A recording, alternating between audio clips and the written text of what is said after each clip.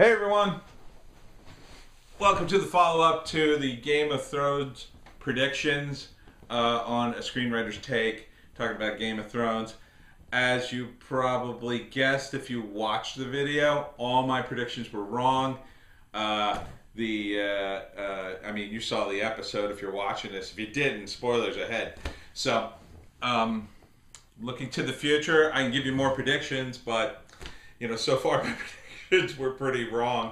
I will defend, however, the people who are saying that Arya's a Mary Sue. I think you're really wrong. You're just wrong. Arya is not a Mary Sue. She spent seasons training, many seasons training. The entire run of the show has been her training to fight and become an assassin, and now we're seeing the payoff. So that I had no problem with. There were some picky things I had a problem with. I mean, I really wanted to see Jon Snow slay a dragon. If we don't see that before the end of the series, I'll be pretty upset.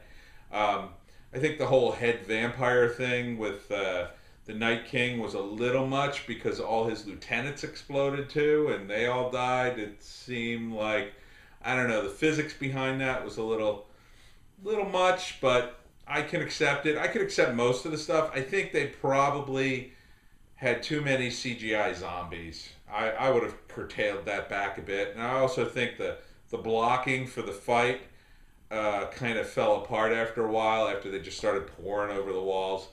And it makes it look to me that the entire army got wiped out. It was like a D&D campaign.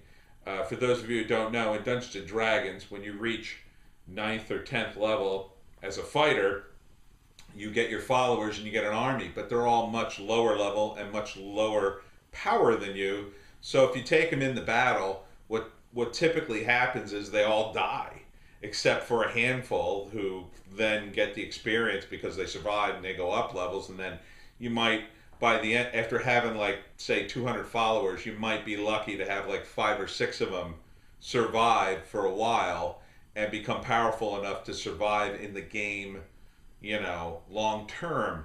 So it felt like they just wiped out hundreds and hundreds, like all the Unsullied are gone, all the Dothraki are gone, all the Winterfell soldiers are gone. It's just the main characters, it looks like to me. If not, they got a lot of explaining to do, like, where'd you get all these armies? And that's the way it looked like in the previews. So I'm hoping they're going down the road that, yeah, their armies are wiped out and all they got left, or, whoever they can, accumulate from here on in, because that would make more sense. But, overall, I gave the show for this episode a B minus, simply because some of those details in the fight were a little off. I didn't need the whole library sequence with Arya creeping around with the zombies. I felt that was really weird, considering they were just pouring and pouring over the walls. It didn't seem like that was right. I think what they should have had was, the Unsullied keep going back in stages. Like, after outside, they should have backed up to the gate. After the gate fell and the walls fell, they should have backed up to like the castle and covered the doorways for a while. And then you still could have guys coming in, and you could have maybe had those scenes that would have made a little bit more sense. They also didn't show, like, how they didn't just pour over the walls to get Bran, which, eventually they sort of did, but I don't know, the whole layout of the thing was a little confusing. I did like the winter, weather affecting things, but I thought, again, the blocking was a little clunky. I thought it was better in Battle of the Bastards, where I could see everything and I knew where everybody was. But overall, I enjoyed it. I thought it was good. Had some good payoffs. I thought Arya's payoff was great. I thought we were going to see more deaths, obviously. I thought we'd see some more side characters die. And I really wanted to see, when some of the characters came back to life as zombies, I wanted to see somebody react to that. We didn't get to see that.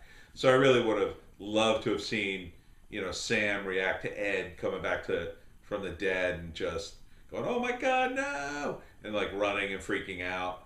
I also thought that Tyrion, uh, his character was done a bit of a disservice in the whole crypt scene because he made a big deal about wanting to go topside and fight, and he had a weapon, and then in the crypt when things go to hell, he hides. So I thought that was a little weird. I thought there should have been at least one scene with Tyrion, like, helping somebody instead of, because Tyrion's not a coward, unlike the Hound who has his issue with fire. Um, you know, but these are small criticisms, really. I mean, it could have been a little better, but overall, I think the show was solid. I think B minus is a good grade. I don't have any problem with it. I'm good with this season so far. I felt the other two episodes were stronger leading up, but you know, great visuals with the dragons. I mean, the Dothraki thing was a cheat, but it was a cool visual. It was creepy. And I always contend that I like the shambling zombies as opposed to the running zombies. The running zombies to me still don't make any sense, but I could accept it for the show. And I'm looking forward to next week because now with the Night King out of the picture, it's all intrigue. It's all Game of Thrones, Thronesy type stuff. So it's Cersei, Dany, and Jon vying for the Iron Throne. And I think that's it. Yeah, that's maybe there's a couple more factions we haven't seen yet, so it'll be good to see. And I also wanted to just add some Avengers stuff. A lot of people online still talking about Avengers 2, and a lot of weird comments about the movie. Again, I thought the movie was overall it was good, more emotional than it was logical. Obviously, I think the setup to Marvel Phase 4 is already really alienating a lot of fans. I mean, Brie Larson, please, you're really just burning the bridge as fast as they're building it, because saying stuff like, oh, I think we should have more diversity. It's not fast enough. Really, that shot of all the women characters in Avengers were just annoying as hell, and it just the whole get woke go broke thing is really coming. It's really coming in. You already broke Star Wars. You're gonna break the MCU. But quite frankly, at this point, I'm done with most of the movies. The odd cool looking movie I might go see, but I'm done seeing all the MCU movies. I'll see the occasional one that looks good. I'll see the ones with Chris Hemsworth because he's a good Thor, and I'll see the odd movie now and again, and the Spider-Man movies are looking good, but these woke, I definitely won't. You won't catch me at a Captain Marvel. I don't know how you could possibly weave enough storyline into Captain Marvel 2 for me to go see that thing, which will probably be an abortion. It's bad. It's bad. I mean, Captain Marvel didn't derail this movie, but she, in my view, was an albatross. They handled a couple of her scenes well, but her glaring problem is we don't know the upper level of her power. There's no weaknesses there. I mean, in that scene with Thanos, a lot of people agree with me on this. We all thought, oh, maybe she'll just beat him, which would have been awful, and I could totally see the woke factions of the movie people wanting to do that, but that would have been an atrocity. So thank God that didn't happen. Although Thanos' power level was way off the charts too, and I think a lot of people have talked about that too. So I mean, overall, at this point, it's over. I think it's time to move on.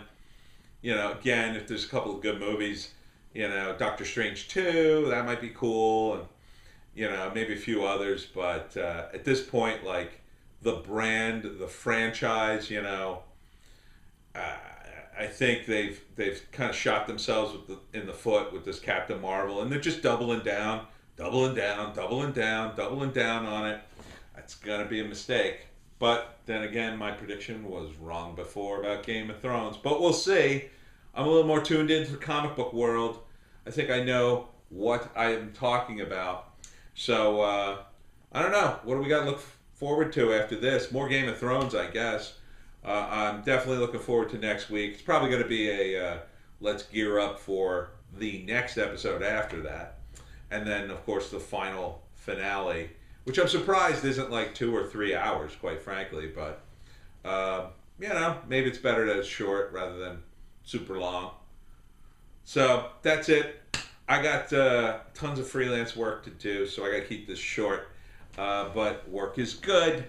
So I hope you're working out there, screenwriters, and I will see you next time.